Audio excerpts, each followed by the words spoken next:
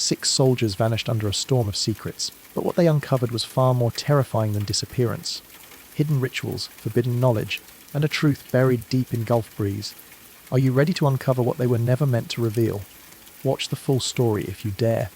The rain fell in steady sheets, drumming against the roof of the small cabin. The air smelled of damp wood and salt carried from the distant Gulf. Inside, the light flickered weakly from a single lantern. The 6 soldiers sat in silence. Their uniforms were wrinkled, their faces pale with exhaustion. Each man carried the weight of something unspeakable. The storm outside seemed alive. Every gust of wind pressed against the walls. Every crack of thunder shook the floorboards. It was as if the night itself was listening. One of them, Sergeant Vance, finally spoke. His voice was low, almost drowned out by the rain. "They know we are here," he whispered. The others stiffened. A heavy silence followed, broken only by the creaking of wet wood. The lantern flame wavered as if in response. Private Lewis clenched his fists. We were ordered not to speak, not to reveal. But his words trailed off. His eyes darted to the shadows gathering in the corner of the room. The sound of dripping water echoed where there should have been none. It grew louder, steady, unnatural. Each drop seemed to fall inside their heads, burrowing deep. The smell changed. The cabin reeked now of metal sharp and salt, like heated iron.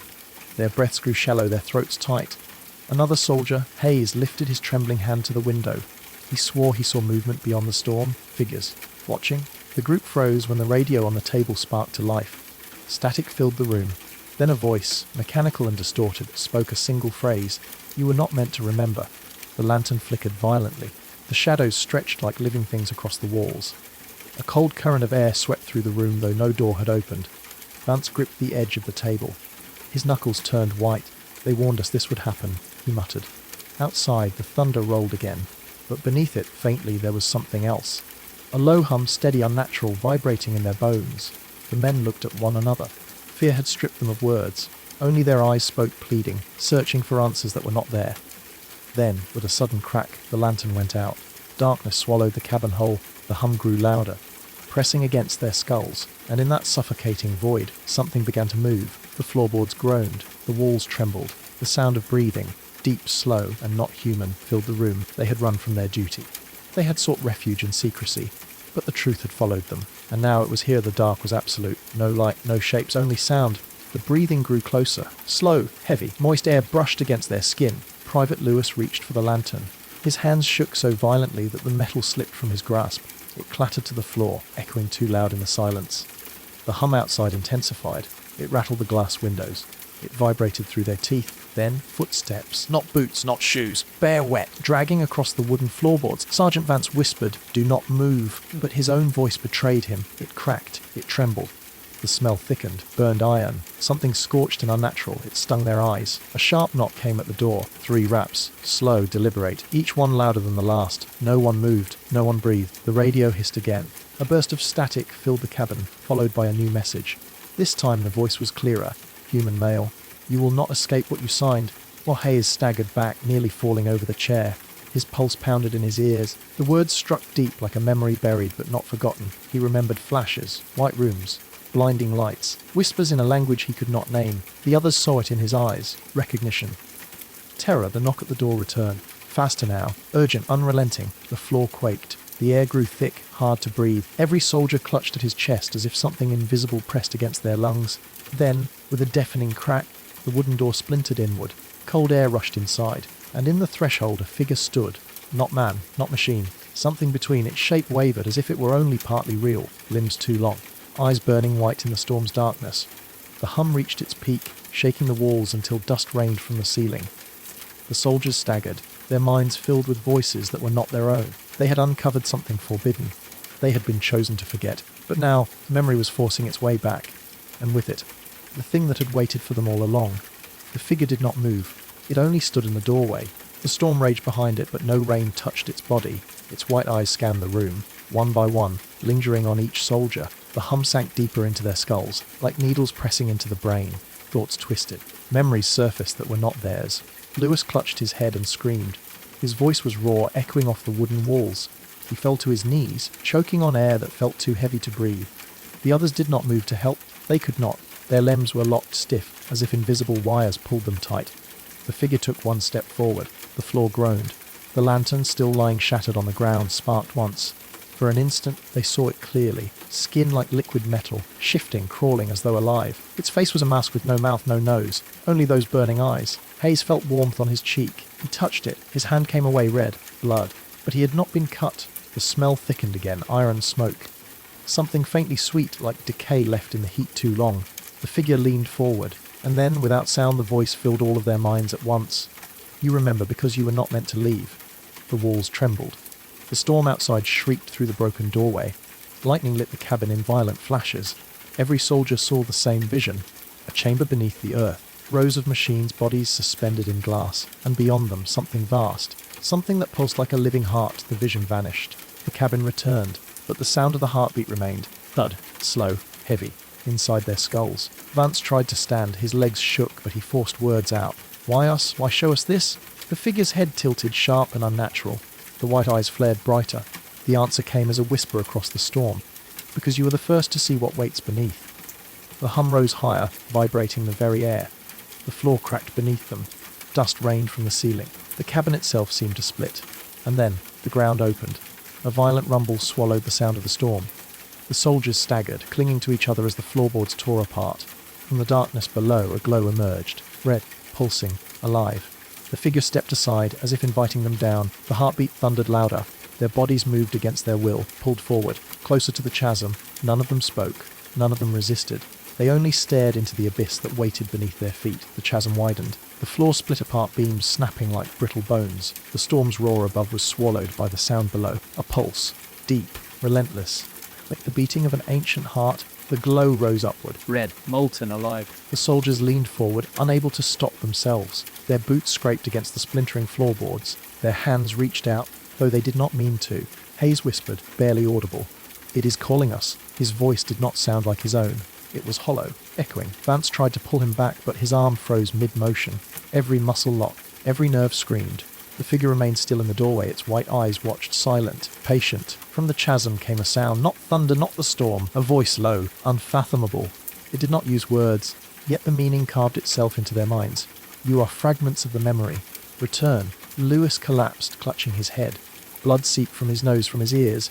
He writhed, his screams drowned by the hum. The air grew hot. The smell of burning flesh filled the cabin, though no fire was seen. Sweat poured down their skin, stinging their eyes. Hayes was the first to step forward. His face was blank, stripped of fear. His body moved as though he had surrendered. The boards beneath his boots cracked, and he fell into the red glow. There was no scream, only silence. And then, the heartbeat grew stronger. The others felt it. Hayes was not gone. Hayes was within it. The chasm widened further. The glow reached their feet now. The pulse rattled their ribs. Vance shouted through clenched teeth. "Fight it! Do not go down there!" But his words carried no weight. The pull was too strong. One by one, their bodies inched closer to the edge. The figure finally moved. It raised one arm, long and skeletal. The gesture was not a command. It was permission. And as the next soldier lost his footing, the voice from the abyss grew louder. "You were never meant to return. You belong below." The storm above vanished. The world outside ceased to exist. Only the chasm remained, and its hunger. The cabin groaned as if alive. Wood splintered. Nails screamed against their sockets. The floor leaned toward the abyss. The red glow surged upward in waves. Heat pressed against their faces. Their skin prickled as though fire leved just beneath it. The heartbeat pounded faster. Not theirs. Something older. Something vast. Lewis slid closer to the edge. His fingers clawed against the boards, leaving splinters in his flesh. He begged through clenched teeth. "Hold me back, please." But no one could move. Their bodies strained against invisible weight, locked in place. Muscles trembled. Bones ached. The figure at the doorway lowered its head. The gesture was solemn, almost reverent. Another vision struck them all at once. Blinding white, rows of chambers underground. Glass tanks filled with liquid. Inside them, faces, their own faces. The shock ripped through their minds. They had been here before. They had seen the abyss before, and they had been returned. Vance gasped, the truth clawing at his throat. "They replaced us." The words barely left his lips when the chasm answered with a deep vibration. The voice rolled through the cabin, ancient and final. Not replaced. Replicated. The floor cracked again. The boards beneath Lewis gave way. He dropped into the glow. No scream. Only silence. The heartbeat thundered louder. Faster, as though feeding. The soldier's vision blurred. The red light consumed everything. The storm outside faded into nothing. All that remained was the abyss. Calling. Demanding. Pulling them closer with every pulse. Vance fought the weight on his chest. His eyes locked on the figure in the doorway. "What are you?" The figure's body rippled, shifting like liquid metal. Its form bent, distorted, until it mirrored Vance himself. Every detail, every scar, even the fear in his eyes. The copy stepped forward, raising a hand, and the abyss answered with a single word that echoed inside every mind. Replacement. The cabin shuddered. The last of the floor gave way, and they began to fall. They plunged into the glow. The cabin above dissolved into nothing. The storm, the rain, the thunder, all gone. Only the red remained, endless, blinding, alive. Their bodies fell, but there was no wind, no sense of speed. Only weightless drifting through heat that clung like a second skin. The heartbeat grew louder. It filled their ears. It pressed into their ribs. It shook the marrow inside their bones. Vance tried to shout, but his voice did not carry. His mouth opened, yet no sound escaped, only silence, as if the abyss had stolen it. Shapes began to form in the glow. First shadows, then structures. Towers of bone, white stone rising out of the endless red. The towers pulsed with the rhythm of the heart. Each beat sent a wave of light through their walls. Organic breathing. Between the towers they saw movement. Figures walking. Dozens, hundreds, all wearing their faces. Lewis floated past one of them. Its eyes met his, cold, empty, a mirror of himself, stripped of everything human. The heat thickened, the air reeked of blood and smoke. Every breath burned their lungs. The voice returned, not loud, not soft, simply present. You are not the first, you are not the last. You are the pattern repeated. Their vision blurred again. White flashes, tables of steel, needles sliding beneath their skin, memories torn and rewritten. Hayes clutched his head, revving in midair. They made us. They remade us. Over and over. The truth struck them all. The Gulf Breeze 6 were never deserters. They were experiments. The towers opened. Slits of light revealed chambers inside. Each chamber contained a soldier, sleeping, identical, endless rows disappearing into the red. Vance's heart pounded, but it no longer matched the rhythm of his chest. It matched the abyss, the ancient pulse. The figure that had followed them from the cabin appeared again. It hovered at the edge of their vision. Its white eyes flared. And then, in perfect silence, it split apart.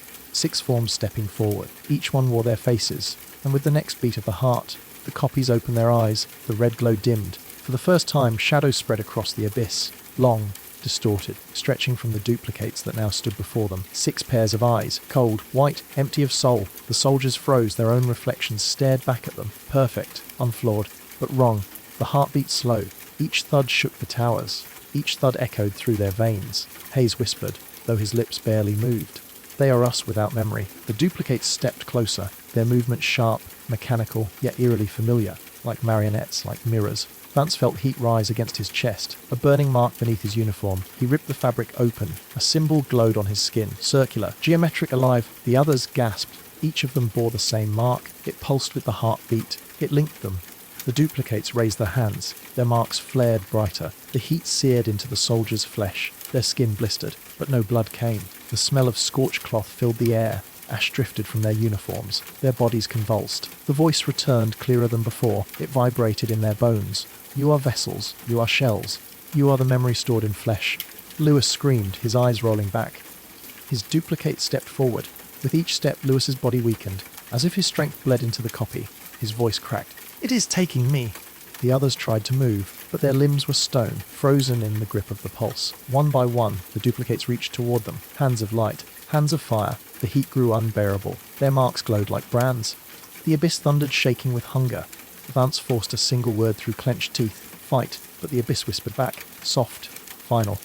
There is no fight. There is only replacement. The glow flared. The duplicates closed in. Their eyes burned white, reflecting the soldiers' final flickers of will. And then, the heartbeat stopped. Silence fell. The abyss held its breath. The silence was unbearable. No sound, no pulse, not even breath. The abyss held them in stillness. Suspended, frozen, listening. The glow dimmed to black. The towers vanished into shadow. Only the duplicates remained. Their eyes flickered once, then twice. The white fire inside them guttered like dying stars. Vance felt the weight lift from his chest. His limbs loosened. He gasped for air, but the air tasted wrong. Cold, metallic, like breathing rust. Hayes staggered forward, clutching his head. His duplicate mirrored him perfectly, every motion delayed by a fraction of a second. A reflection in broken glass. The silence cracked. A sound whispered through the dark. Not a voice, not words. A low clicking, like teeth gnashing in the distance. The glow surged back, not red this time. Blue, cold and sharp, cutting through the abyss. The towers reappeared, but they had changed. No longer bone white. They were glass now, transparent, stretching endlessly into the void. And inside each tower, faces pressed against the walls, mouths open, screaming silently. The soldiers' stomachs twisted. They recognized the faces, their own, thousands of them. Layer upon layer buried in the glass, Lewis's knees buckled. His voice cracked like shattered glass. We are endless. We are not real. The duplicates turned their heads toward the towers. Their movements were slow, purposeful, like guardians of the truth. The clicking grew louder, closer. It echoed inside their skulls, sharp, jagged, unrelenting. Then, from the black horizon, something stirred, a vast shape, too large to see fully. It moved with the rhythm of something alive. The soldiers felt it before they saw it, a weight pressing against their minds, a gravity pulling at their souls. The towers shook. The faces in the glass writhed, pressing harder against the walls. Cracks spread like veins of ice. The duplicates stepped back, bowing their heads in unison. They were not the masters here. They were only servants. The vast shape drew closer. Its shadow swallowed the blue light, and as it loomed, the clicking stopped. In the silence that followed, one final truth carved itself into their minds. What waited in the abyss was not watching them. It was waiting for them. The darkness pressed closer. The soldiers felt it in their bones. Heavy, crushing, unavoidable. The glow flickered weakly, as if afraid. Shadows coiled like living smoke. They wrapped around the towers, squeezing until the glass moaned. The faces inside beat against the walls. Mouths opened wider. Eyes bulged. Silent screams clawed at the air. Vance staggered backward, but there was no ground to find. Only endless void. Only the pull of something vast and patient. The shape moved again. Slow. Deliberate. A ripple through the abyss. Its outline came into view for the first time. Not solid, not flesh, something shifting fluid like a storm given form, and within it eyes, thousands, opening one by one, each one white, each one watching. Hayes choked on his breath. He tried to shut his eyes, but the vision bled into his mind. The gaze was inside him, searching, peeling back every thought he had ever buried. The smell changed. Ozone burned copper. The sharp sting of lightning before it strikes. The towers cracked. Long fractures split the glass. The faces inside shrieked, their voices bursting through the silence at last. It was not a sound made for human ears. It tore through the soldiers' skulls, rattling their teeth, making blood drip from their noses. Lewis fell to his knees, clutching his head. His scream was swallowed by theirs. The duplicates did not move. They only watched. Their glowing eyes reflected the chaos, unblinking. Then the vast shape spoke, not in words, in pulses. Each vibration rattled their organs. Each beat forced its way into their minds.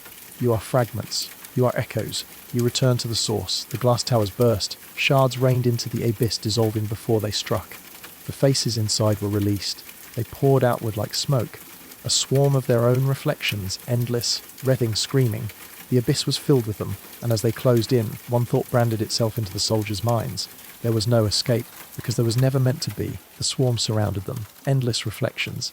Mouths stretched in silent agony. Eyes wide with hollow hunger. The soldiers twisted in place, searching for escape. There was none. Only smoke. Only faces. Only themselves. The air grew heavier. Every breath scraped their throats. The taste of ash coated their tongues. Their lungs burned with every gasp. Lewis clutched his chest. His ribs vibrated with the pulse. His mark blazed like fire. Through the glow, he saw his duplicate reach forward. The copy touched his shoulder. Cold, sharp. A shiver ripped through his body. Lewis cried out. His reflection leaned closer, and then melted into him. The swarm shrieked. The sound shattered what remained of silence. Lewis's body convulsed. His skin rippled like water. When he lifted his head again, his eyes were no longer his own. They burned white. Vance staggered back, his stomach twisting.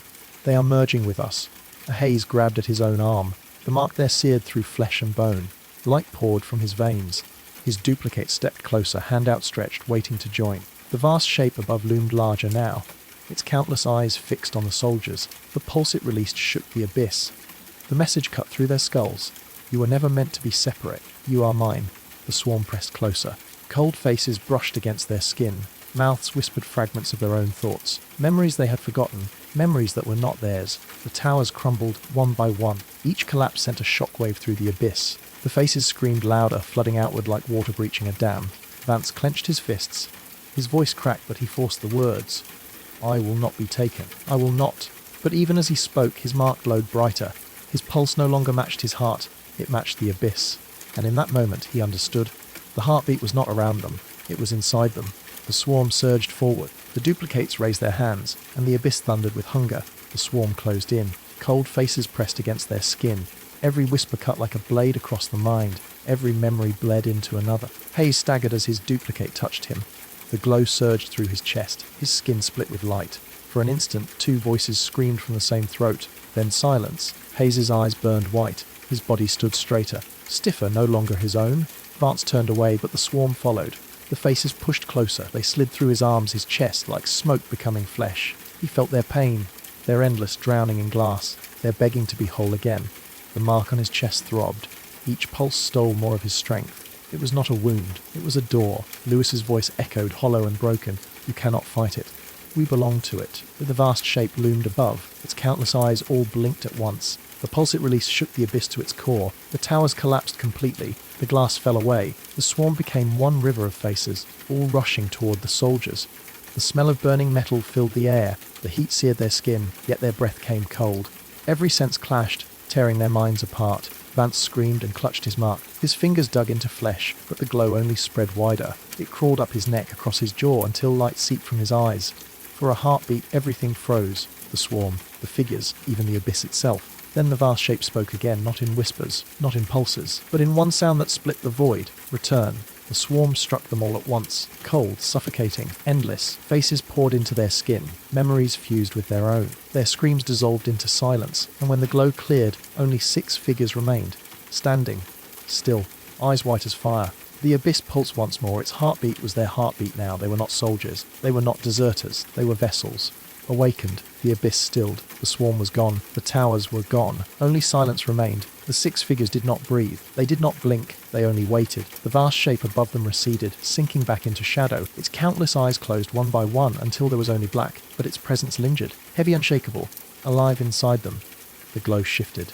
Red bled into grey. The void cracked like shattered glass. Through the fractures, light seeped, cold light, pale, human. The world above was returning. The cabin, the storm, the smell of wet wood. In an instant they stood once more on the broken floor. The lantern still lay shattered at their feet. Rain poured through the splintered doorway. But everything was different. The heartbeat was gone. Yet each of them felt it deep inside, steady and strong. Their marks no longer glowed. They burned invisibly, etched into bone. Lewis turned toward the others. His eyes were white flame. His voice was flat, unearthly calm. Let us out. Vance touched his chest, trembling. No, it sent us back. A silent stretch between them, broken only by the rain. The storm no longer sounded natural. Each drop struck the roof with perfect rhythm. Each clap of thunder came on cue, like a signal. Outside, the forest stirred. Branches swayed though no wind touched them. Shapes shifted in the dark. Watching. Hayes moved to the window. His reflection stared back. But it did not follow his motion. It smiled instead. He staggered back, his voice shaking. We are not alone. We never came back alone. The air thickened again, metallic, sharp, the same scent from the abyss. And then the radio crackled to life. Static roared through the cabin. A voice cut through, human. Commanding. You will proceed to the coordinates. The next phase begins. The 6 turned to one another. None of them spoke. None of them resisted. Their bodies moved on their own, boots striking the floor in unison, marching toward the storm. Outside, the trees parted. A path waited, straight, endless. Leading into the dark and above, hidden beyond the storm clouds, something pulsed, steady, endless. The same heartbeat, now guiding them forward. The rain fell harder. Each drop struck like nails against their skin. Yet they did not flinch. Their boots sank into the mud. Water rushed in dark rivulets along the path. The forest leaned closer with every step. Branches arched overhead like ribs of a cage. The radio still hissed. The voice returned. Low, commanding, proceed. Do not turn back. Lightning flashed. For a moment the path ahead blazed white. In that instant Vance saw them. Figures standing between the trees. Dozens of them, motionless. Watching. When the light faded, the figures vanished. But their presence lingered, pressing against the skin, heavy as stone. Hayes whispered, though his voice was no longer his own. They are waiting. They know what we carry. The path sloped downward. The earth grew soft, sinking beneath their weight. The smell of rot filled the air. Wet soil, moss. Something older, something sour. At the bottom of the slope, a clearing opened. In the centre stood a metal structure, tall, rusted, a tower without windows. It rose straight into the storm, vanishing into the black sky. The radio crackled louder. The voice grew harsh. Enter. It begins here. A door yawned open at the base of the tower. The smell that poured out was not of rust or rain. It was the same cold scent of the abyss, burnt metal, salt, ash. The 6 stopped at the threshold. For the first time, their bodies hesitated. Something inside resisted. Lewis clutched his head. His voice cracked. It does not want us here. This place is not theirs. It is ours. A bolt of lightning struck the tower. The ground shook. The storm roared like a living thing. The white fire in their eyes blazed brighter, and together, without speaking, they stepped inside. The door slammed shut behind them. The storm went silent. Inside, the air was colder. Each breath scraped their lungs like glass. The walls pulsed faintly, as if alive. Somewhere above, a sound began, not thunder, not static, a heartbeat. And this time it was not from the abyss. It was from the tower itself. The steel walls hummed. The sound was steady, measured, like a machine imitating life. Their footsteps echoed in the hollow chamber. Every step returned louder than the last, as if something above was answering back.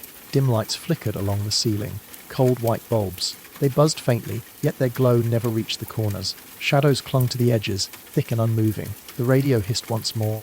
The voice returned, sharper, urgent. Ascend. A spiral staircase wound upward. Its rail was slick with condensation. The smell grew stronger here, not just metal and salt, but smoke, ozone, like air scorched by lightning. They climbed. Their boots struck the iron steps in rhythm with the pulse in the walls. Step beat, until it became one sound. Halfway up, Vance froze. He heard breathing behind him, slow. Heavy turned. No one stood there.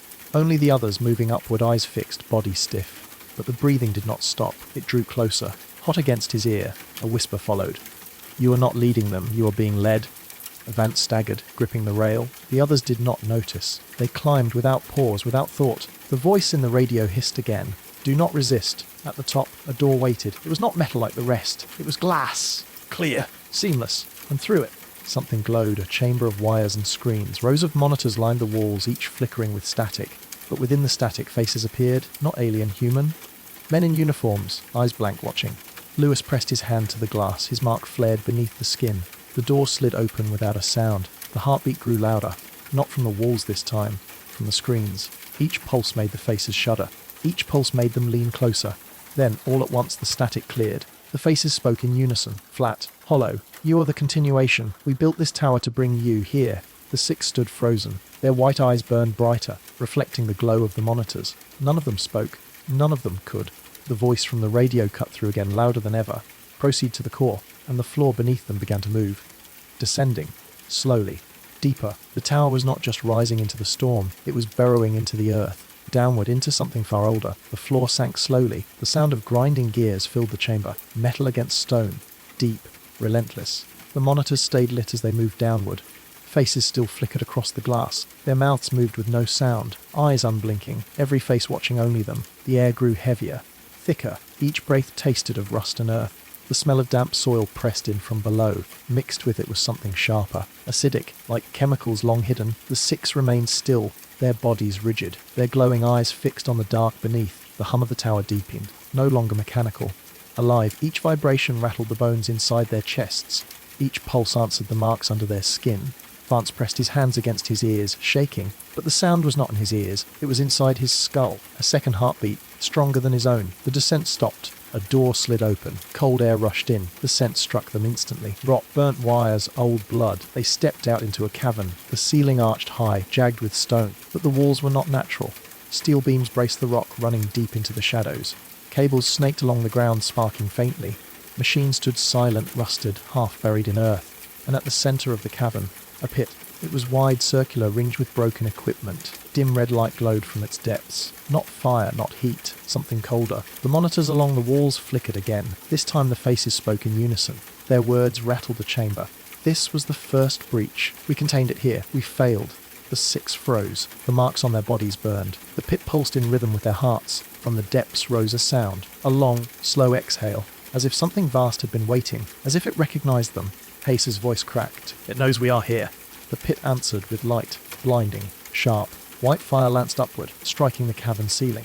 The ground quaked beneath their feet, and from within the pit shapes began to rise. Not shadows, not swarm, but bodies, human, skin pale as bone, eyes blank, glowing faintly. They moved without breath, without sound, dozens of them, all climbing toward the six. The monitor screamed in static.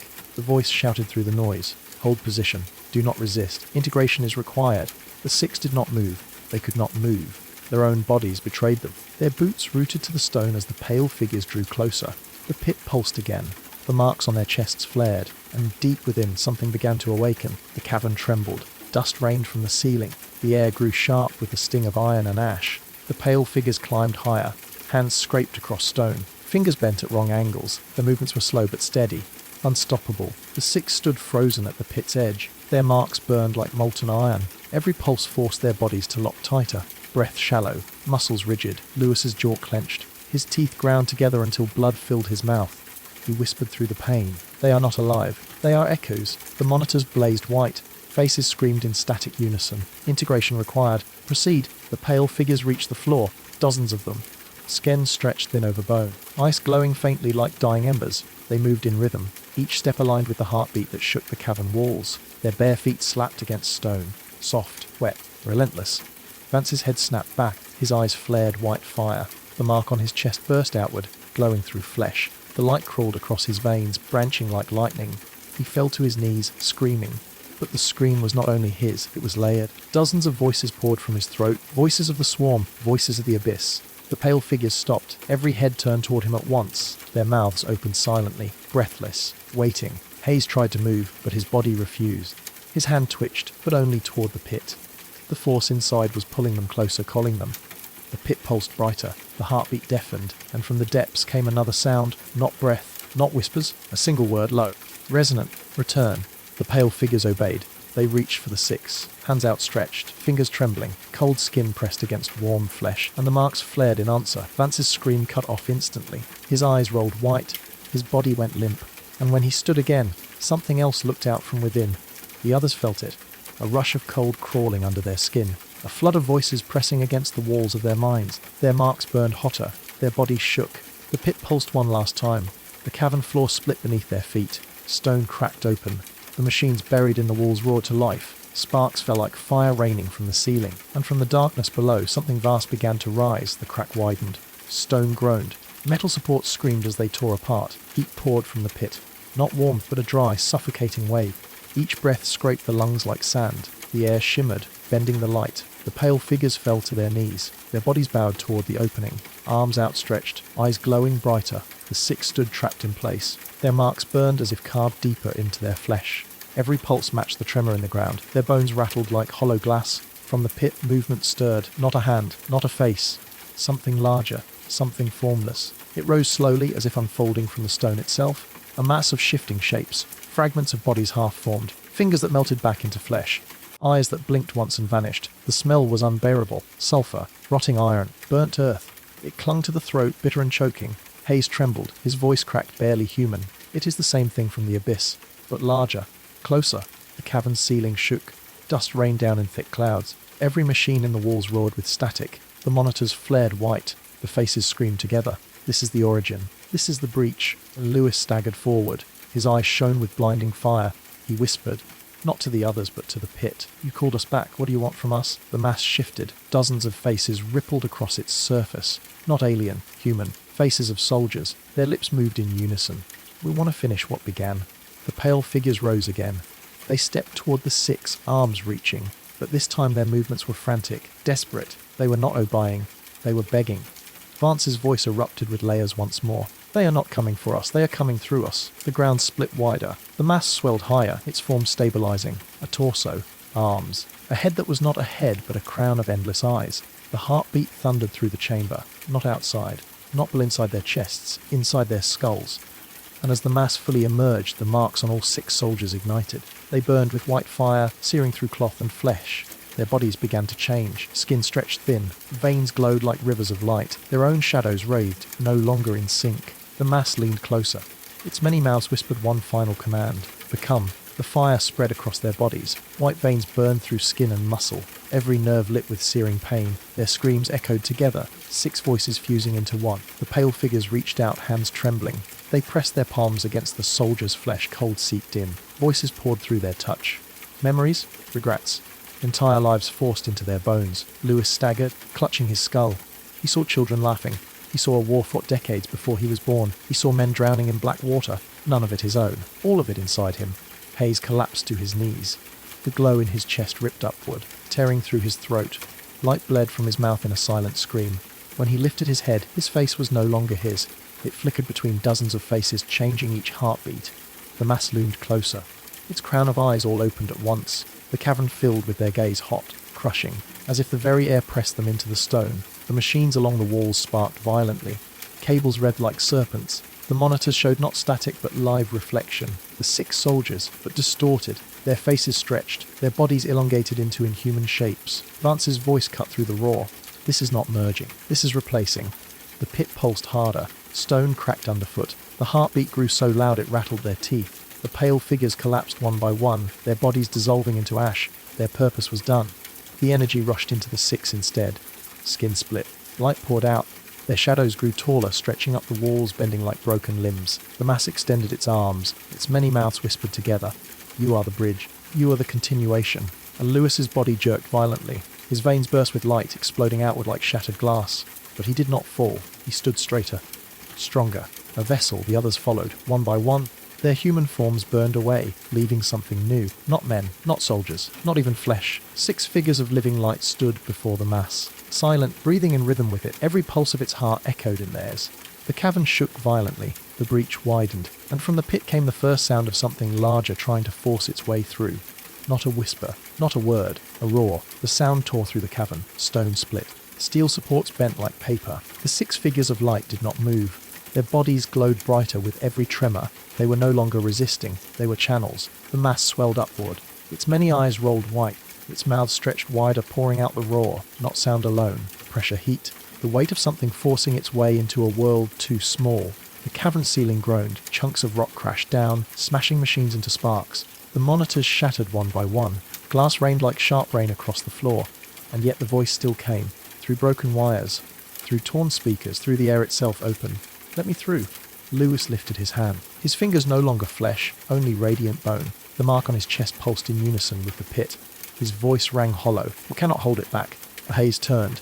His face still flickered, shifting between dozens of strangers. "We were never meant to. We were meant to guide it." The pit erupted with light, blinding, searing. Every shadow vanished. From its core, a shape began to rise, not formless now, defined, a towering figure, its frame made of shifting glass and fire. Its arms stretched like jagged spires, its head crowned with endless eyes. The roar grew louder. It became words carved into the skull. "Return me to the surface." The 6 stepped back in unison. Not by choice. Their bodies obeyed. Their glowing forms trembled, as if strings pulled them from above. The ground beneath them split open further. A staircase of stone and metal revealed itself, rising toward the world above. The storm's light blurred faintly through the cracks. The mass clawed at the edges of the pit, pulling its vast body higher. Each movement shook the earth like thunder. Each breath from its mouths reeked of sulphur and ash. The 6 turned toward the staircase. Their eyes glowed like burning suns. Their voices merged into one. "We are the vessels. We are the path." The mass began to follow, dragging itself upward, closer, closer. And as they climbed toward the surface, the cavern behind them collapsed. The breach was no longer contained. The storm above howled louder, as if welcoming what was about to arrive. The staircase groaned beneath their steps. Stone cracked. Metal shrieked. Every tremor carried upward into the storm. The 6 marched in silence. Their eyes glowed like torches in the dark. Each footfall echoed with the same rhythm. Step, beat, step, beat. Behind them, the mass climbed. Its limbs clawed into the stone. Every grasp tore rock apart. Its crown of eyes never blinked, always staring forward, always rising. The air thickened with heat. Sweat ran down their faces, though their bodies no longer felt human. The scent of sulphur choked the tunnel. The tang of iron stung their tongues. Lewis stumbled, his body flickering between flesh and light. He pressed a hand to the wall, leaving behind a burning imprint. His voice was raw. "It is too strong. We are breaking." But the marks flared brighter. Their bodies straightened again, forced onward, obedient, unyielding. Above, thunder cracked. A blinding flash spilled through the cracks of the earth. Rainwater dripped from the ceiling, hissing as it struck the glowing stone. Hayes raised his head. His shifting face steadied for a moment. His own eyes, human, desperate, looked back at the others. "We cannot let it through. If it reaches the surface, nothing will stop it." The words trembled in the air. The others froze, as if those human tones had pierced the control. For a heartbeat, their glowing forms faltered. The mass behind them roared, shaking the tunnel. Its voices boomed at once. "Do not resist." The command carved through their skulls. Their vision blurred white. Their bones rattled one by one. Their eyes turned back to fire. The staircase split open ahead. A final door waited, thin metal, rainlight spilling through its cracks. The storm howled above. The forest shook. The world waited. The 6 reached the door. They lifted their hands together. The marks on their chests blazed, casting the tunnel in blinding fire. And with one strike, the door burst open. Cold rain poured in. The wind screamed across their faces. And beyond the threshold, the surface stretched. Dark forest. Endless storm. The mass roared again, forcing its crown of eyes toward the opening. Its body scraped against the tunnel walls, straining to break free. The 6 stood in the doorway, glowing against the storm, between the world above and the abyss rising behind. The rain lashed their faces, cold, sharp, every drop struck like glass. The forest swayed violently, branches cracked. Leaves tore free and scattered into the wind. The 6 stood motionless at the threshold. Their glowing eyes stared into the storm. Behind them, the mass pressed harder. Its vast body clawed at the tunnel walls, stone split. metal shriek. The crown of eyes rose higher. Each one blinked in unison, reflecting lightning. The roar shook the earth. Through, Hayes trembled. His shifting face stuttered between human and faceless light.